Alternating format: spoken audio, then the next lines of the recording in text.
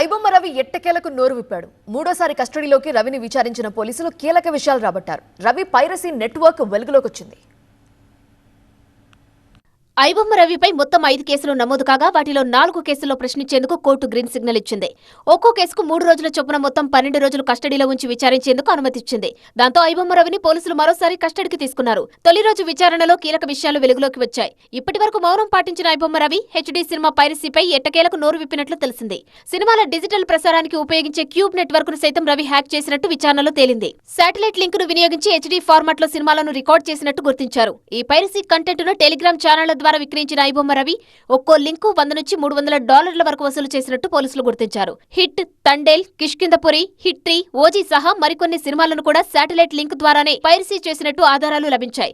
Hyderabad cyber crime కార్యాలయంలో 3 గంటలు సాగిన తొలి రోజు విచారణలో పూర్తిగా సర్వర్ల అంశంపైనే ఫోకస్ పెట్టారు పోలీసులు. విదేశాల్లో దాచిన సర్వర్ల గురించి ఆరా తీశారు. మూవీ రూల్స్ నుంచి ఒక్కో సినిమాను ఎంత పెట్టి కొనుగోలు చేశాడనే అంశంపై లోతుగా ప్రశ్నించారు. పైరసీకి ఉపయోగించిన టెలిగ్రామ్ ఛానల్లో ఉన్న మిగతా అడ్మిన్ల వివరాలను కూడా పోలీసులు సేకరించారు.